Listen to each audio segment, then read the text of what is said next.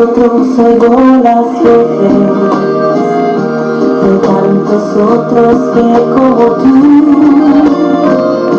llegan cantando en el mismo sueño, el mismo anhelo de libertad. Izquierda Unida, somos tú y yo. Cuando tus sueños, cuando mis sueños son menos dos.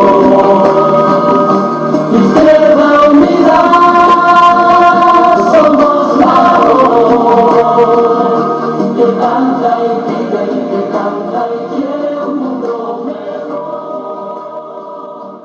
Bueno, en principio la jornada de hoy fundamentalmente se va en relación a las próximas elecciones europeas, de lo que está significando las políticas de la Unión Europea con respecto fundamentalmente a los países del sur y en este caso pues al Estado español, y fundamentalmente centrado también en las repercusiones y las posibles alternativas que desde Izquierda Unida se van a plantear de cara a las próximas elecciones municipales, ¿no? Contamos con el compañero Antonio Maillo, coordinador general de Izquierda Unida en Andalucía, y del compañero Tacio, que es candidato a las elecciones europeas, andaluz, y que bueno, estamos seguros y convencidos de que representará en el próximo Parlamento Europeo los intereses de Andalucía y del pueblo andaluz, ¿no? Muy bien, gracias. Bueno, buenos días a todos. No sé si explicaros un poco en qué está consistiendo la... Es más rentable.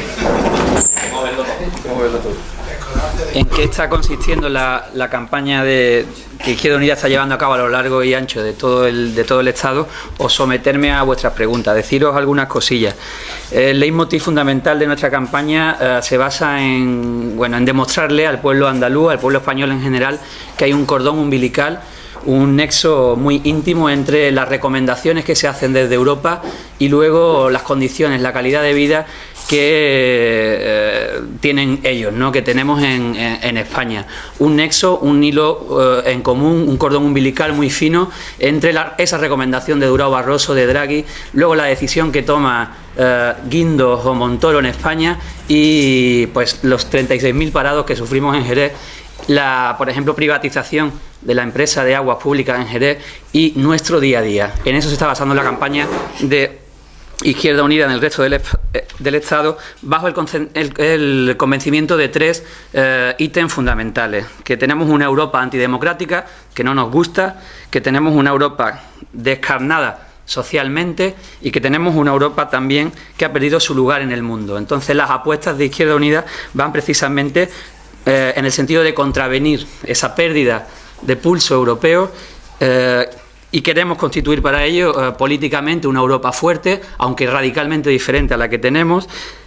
Queremos tender hacia otro modelo económico que el que defiende actualmente el paraguas social liberal de la Unión Europea, y queremos redefinir el lugar en el mundo de Europa. Os quiero recordar que Europa hasta hace apenas 15 años pues era, y levantaba la bandera, era la luz que en el contexto internacional apostaba por el desarrollo sostenible, apostaba por los derechos humanos, por otro modelo de convivencia internacional, apostaba por la justicia social, y todos esos grandes elementos centrales del proyecto de integración europeo hoy se han desvanecido. Se han desvanecido porque poco más que es esa superestructura de poder, un paraguas a intereses oscuros y macroeconómicos, ¿no? Entonces toda la campaña de Izquierda Unida, que está siendo muy extensa y de mucho contacto con la población, se basa fundamentalmente en esa idea central, en que el pueblo español, el pueblo andaluz, reconozca que hay un cordón umbilical que une las decisiones que se toman en Bruselas, que son recomendaciones,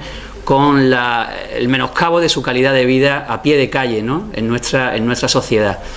Y podría deciros cosas más concretas acerca de nuestras propuestas, pero prefiero que os preguntéis o también hagamos una presentación por parte de vuestra parte. Muy bien, gracias. Buenos días. El 80% de los asuntos que afectan a la andaluza y a los andaluces en su vida cotidiana vienen determinados por las políticas europeas. Posiblemente, si hablamos a un agricultor o a un ganadero o ganadera andaluza, tiene muy claro que su actividad económica viene muy condicionada por las directivas europeas, pero no ocurre así en otros sectores. Por eso uno de los objetivos de la campaña de Izquierda Unida, en esta pre-campaña, mejor dicho, es hacer una labor pedagógica en la que tratemos de extender y difundir cómo aspectos de la vida cotidiana insospechados proceden de directivas europeas. El caso de Jerez, aquí en Jerez tenemos un caso muy evidente. La privatización del agua es el resultado de una administración terminal condicionado por una política europea que quiere privatizar el Estado, que quiere disminuir el poder de las administraciones públicas y que tiene unas reglas absolutamente perversas en la financiación de estas. Tenemos un Banco Central Europeo que tiene prohibido en su propia carta de fundación el préstamo directo a las administraciones públicas y hace que solamente presten a entidades privadas, a bancos privados, que después venden ese dinero a un interés superior al que lo han comprado al Banco Central Europeo, del 0,25 al 4,5, al 5 o al 6,5%. Desde 2001 hasta 2013, si el Banco Central Europeo hubiera podido prestar directamente a las administraciones públicas en España dinero sin pasar por la usura bancaria, nos habríamos ahorrado todos los españoles y españolas 143.000 millones de euros. Lo que la política ha creado, y el modelo de Banco Central Europeo fue creado por la política tiene que derogarlo. Y uno de los objetivos que nosotros planteamos es que para cambiar el modelo europeo y este modelo de salida a la crisis, que es una absoluta estafa, tenemos que cambiar y tenemos que cortar de raíz el marco financiero absolutamente perverso que tenemos, con un Banco Central Europeo que debe permitirse que preste dinero a las administraciones públicas, y un Banco Central Europeo que no dependa de gente que no está sometida a los intereses de nadie, sino que dependa del propio Parlamento, que es la voluntad popular europea. De eso tenemos que hablar, como un marco financiero perverso y unas directivas que tienen un objetivo y una hoja de ruta de desmantelamiento del Estado generan, condicionan y provocan decisiones que llegan, por ejemplo, al Ayuntamiento de Jerez con la venta ruinosa, tenemos que decirlo, ruinosa, del único servicio que era rentable en un ayuntamiento absolutamente asfixiado. Porque mañana van a cobrar el segundo plazo de la concesión administrativa para llegar a los 80 millones de euros. Pero la población jerezana debe saber que Aqualia ha obtenido la concesión administrativa por 80 millones de euros durante 25 años, tras los cuales va a recaudar 345 millones de euros, que dejan de repercutir en el ayuntamiento y dejan de haber sido un mecanismo de financiación en favor de los servicios públicos. La privatización del servicio del agua en Jerez es pan para hoy y hambre para mañana, y condena con esa decisión el Ayuntamiento del Partido Popular de Jerez a 25 años de dependencia de un servicio privado que va a obtener plusvalías sin que éstas repercutan en el beneficio de la sociedad. Por eso urge un debate sobre cómo las políticas europeas, el marco financiero, económico, las políticas de deterioro de los servicios sociales condicionan y mucho a las administraciones públicas, sean autonómicas o sean locales.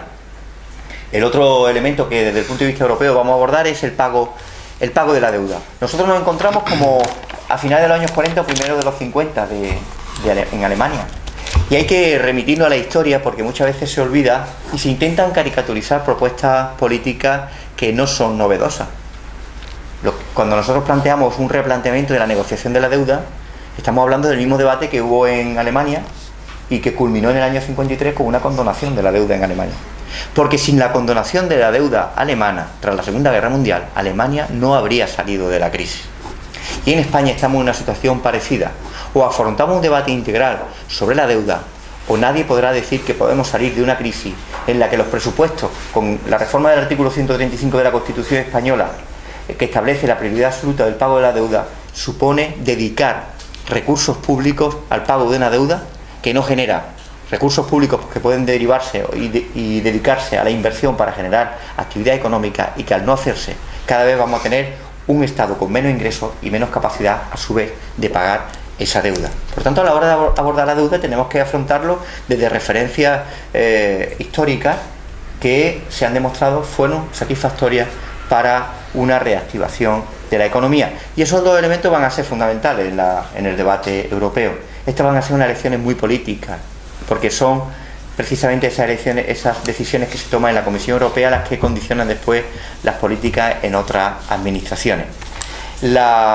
quiero hacer una referencia, además, en otro orden de cosas, a la tragedia que siempre supone el fallecimiento y el asesinato que tuvo lugar hace 2 días aquí en Jerez, de una mujer a manos de su pareja, y desde luego advertir cómo todos los esfuerzos son pocos, y sobre esa tragedia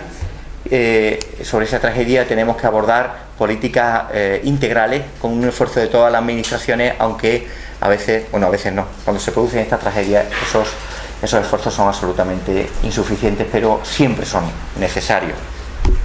Y en tercer lugar, hacer una referencia al Día Internacional de la Comunidad Gitana. Y yo creo que el poder simbólico de una ciudad como Jerez, que en su integración social es un ejemplo de lo que puede ser el modelo para otras ciudades y pueblos, no solo de Andalucía, sino del resto de España. En ese sentido, yo, que aunque no soy jerezano, sí he vivido en Sanlúcar y además hice aquí la objeción de conciencia en mis años mozos. Estuve en un centro de adultos con población gitana y siempre me maravillaba ese prestigio que tiene los gitanos y las gitanas en Jerez, y ese modelo de integración que creo que debe ser exportable a otros territorios de Andalucía. Vamos a tener un encuentro hoy precisamente con ese Día Internacional de la Población Gitana, y también la necesidad de que tenemos que seguir haciendo esfuerzos de integración para abordar estrategias que culminan en un contexto de igualdad que tiene que traducirse en una igualación en los porcentajes de población gitana universitaria, de integración laboral, etcétera. Yo he tenido la suerte, además, en mi vida profesional, de impartir clase a alumnos gitanos, y tengo que decirle que uno de mis antiguos alumnos fue el primer alumno gitano que tuvo 2 carreras, y además trabaja también para una asociación romaní, y creo que esos son ejemplos también de integración objetiva de estas nuevas generaciones que apuntan con fuerza y que reflejan la esperanza y la ambición que tiene esta minoría por su integración y su implicación social. Así que mi enhorabuena a los esfuerzos que hace la población gitana en Andalucía por labores de integración y de nunca perder la llama de que nunca son suficientes los esfuerzos que se hacen para una integración total. Quedamos a las preguntas de lo que consideren, si es que lo consideran. Yo sí quería preguntarte por el tema de la actuación de la jueza Laya de presentar en el Congreso, en el Senado, en fin, hoy yo estoy estudiando por la mañana la petición que ha hecho. ¿Alguna valoración? Yo, como siempre, los procedimientos judiciales yo no los valoro, no soy miembro del Tribunal Supremo, ni del Tribunal Constitucional, ni del TSJ. Soy representante de una fuerza política que sí valora políticamente lo que se investiga. Y políticamente lo que hay que valorar es que necesitamos una instrucción que profundice en la búsqueda de la verdad, que sepamos desde la sociedad andaluza lo que ocurrieron con los ERE, y ya está. Lo que sí necesitamos es que parece que cada actuación genera una sacudida, y quizás lo que hace falta, no solo en este campo sino en otros muchos, es menos estridencia y más rigor en el trabajo en búsqueda de ¿qué? De lo que queremos saber, que es que el escándalo de los ERE, el mal uso y el uso fraudulento de las subvenciones, tiene unos responsables, y quienes sean estos queremos saberlo cuanto antes. La sociedad andaluza no puede esperar 10 o 20 o 30 años a saber lo que ocurrió con los ERE, y nosotros lo que queremos es que se profundice al respecto. Por lo demás, las actuaciones que haga cualquier juez o jueza forman parte de un procedimiento en el que nosotros ni valoramos en su momento ni vamos a valorar, evidentemente, desde el punto de vista jurídico, sino solamente político.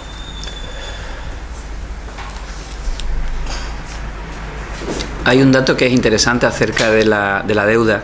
Sin haber hecho ningún tipo de auditoría, ni tener acceso a los datos, ni al desarrollo ni evolución de esa deuda y de sus intereses, sabemos simplemente con lo que tenemos claro que hay entre 95.000 y 105.000 millones de euros de deuda ilegítima, ¿no? Deuda odiosa. Simplemente mirando grosso modo, ¿no? Sin hacer esa auditoría que desde Izquierda Unida se pide. Señor perdón. Maillo, aunque estamos hablando de las elecciones, no sé si la candidatura para las municipales en Jerez se contempla o en otras formas. Claro que se contempla. Nosotros desde la dirección andaluza hemos abordado que las grandes ciudades planteen la propuesta de candidatura después de la elección europea, el debate. Usted sabe que aquí en Izquierda Unida no hay dedos dedos divinos que designan. Nosotros somos una organización profundamente democrática y ofrecemos al propio ámbito local el debate político sobre el encabezamiento de la lista. Inmediatamente después de la elección europea, las grandes ciudades queremos que tengan los referentes vinculados a un proceso de un tiempo suficiente para abordar lo que va a ser muy importante desde nuestro punto de vista, que es una gran convocatoria social y local para construir el programa electoral con las organizaciones, la sociedad organizada de Jerez, y también con un referente político que estoy convencido de que la asamblea local va a acertar en el mismo. Con respecto a Europa, me imagino que estáis en sintonía con otras fuerzas de izquierda del resto de Europa en cuanto al concepto que tenéis de cómo está funcionando. Sí, de hecho se visualiza con una propuesta que tenemos por primera vez de candidato a presidir la Comisión Europea, que es Alexis Tsipras, nuestro representante en Grecia. Es decir, hay un proyecto de la izquierda plural absolutamente de dimensión europea.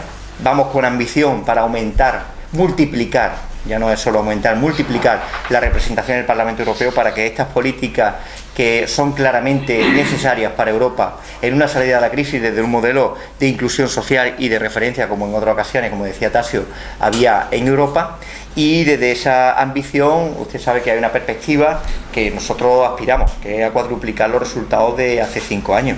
Y estoy convencido que además vamos a hacerlo. Tengo aquí a mi derecha a un candidato que va a ser europarlamentario, estoy convencido, si se confirman todas las tendencias de las encuestas, que con toda la prudencia que se quiera, pero marcan claramente que el apoyo social a Izquierda Unida en esta europea va a ser multiplicado con respecto a 2009, y que también lo va a hacer en otros países como en Grecia, en la propia Alemania, en Francia o en Italia. Es una lista muy ambiciosa que contempla además, como nunca en Izquierda Unida, referentes de otras organizaciones ajenas a la misma. Tenemos de número 2 a la persona que hasta el momento de la proclamación de candidatura era la secretaria de Empleo de Comisiones Obreras estatal, y que va a llevar la voz del mundo del trabajo al Parlamento Europeo. Candidatos procedentes de Iniciativa per Catalunya, de ANOVA en Galicia, de Esquerra Unida y Alternativa, referentes sociales como Javier Couso, y creo que en esa ambición de pluralidad de las fuerzas políticas que van en esa lista se va a reflejar en una mejora de los resultados electorales.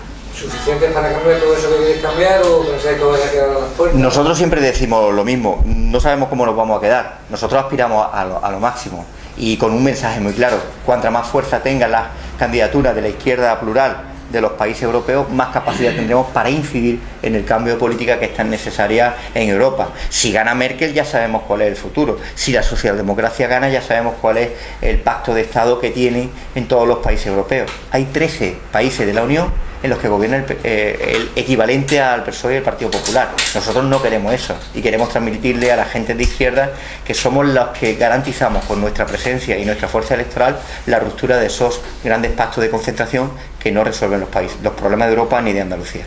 El candidato, ¿te preparas de alguna manera en el caso de salir elegido para enfrentarte a esa nueva situación en la que vas a tener un sueldazo, unos privilegios, pero de sueldazo nada?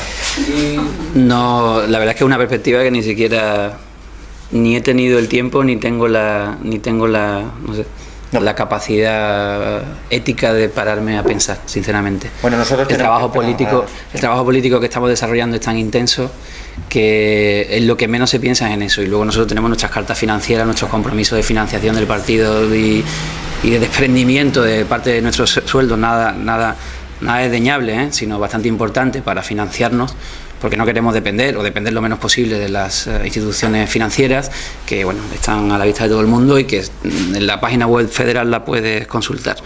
No es una perspectiva que me preocupe lo más mínimo, ni a mí ni al resto de mis compañeros. Estamos ante un cambio de ciclo. Se va a decidir no solo los 5 años que vienen dentro del entramado europeo, sino si se consolida un modelo que atenta contra la dignidad de las personas. Si se consolida un modelo que es el que en Europa han puesto en práctica tanto el Partido Socialista Europeo como el Partido Popular, que prima salvarle la cara a determinados estamentos muy vinculados al lobismo también, ¿no? Al lobismo y la presión de grandes grupos financieros allí en Bruselas, o al de sus ciudadanos. Y en ese punto de inflexión estas menudeces no entran a valorarse, ¿no? Aspiramos a tener un grupo lo más fuerte posible y que en conjunción, como dice Antonio, con otros grupos como el Grupo Verde, podamos plantarle cara pues a este otro bloque que hay ahí, social liberal, que es el que está definiendo por desoje, ¿no?, la nueva Europa, que no tiene nada que ver con la que había. Actualmente hay 26 comisarios europeos, 20 son del Partido Popular Europeo y de Liberales y 6 son del Partido Socialista Europeo. Y esas son las políticas que luego, como he dicho, pues se deciden, o sea, recomiendan en Bruselas, se toma la decisión en Madrid, sufrimos nosotros a nivel andaluz, por ejemplo, o en cualquier otro espacio del Estado español, ¿no? Toda la pedagogía que habla siempre estará también en transmitir que uno no se convierte en otra cosa cuando empieza a viajar en primera, de tener sanidad privada y todo el privilegio que tienen los parlamentarios. Eso es escandaloso, absolutamente. Es que nosotros no compartimos eso. Es que nosotros somos una fuerza que quiere cambiar ese tipo de Estado. Y de hecho lo cambiamos ya aplicándonos el cuento. Y es la referencia que ha hecho Tasio Rivera a la Carta Financiera. ¿Qué es la Carta Financiera? Es un protocolo interno que tiene esta organización en la que los diputados, ya sean del Parlamento Europeo, nacional, autonómico, no cobran lo que reciben oficialmente, sino que hacen una donación a la organización a través de una tabla, y en la que solamente el condicionamiento es que nadie gane menos de lo que ganaba antes en su vida profesional, pero con unos salarios mucho más reducidos que los que se tienen. Nadie gana lo que recibe directamente por los gastos de congresistas o de diputados, y nadie va a ganar lo que reciben por eurodiputados, que si es por fuerza de Izquierda Unida se reducirían considerablemente. ¿Este es un programa Lo tenemos. Tenemos un programa de aportación por una mayor austeridad en el Europarlamento, y después lo que sí tenemos, además del programa, es que nosotros no lo aplicamos. Es decir, que aunque no tengamos capacidad para cambiarlo legalmente, sí no lo aplicamos en nuestro protocolo interno de asignación económica. Venga, pues muchas gracias.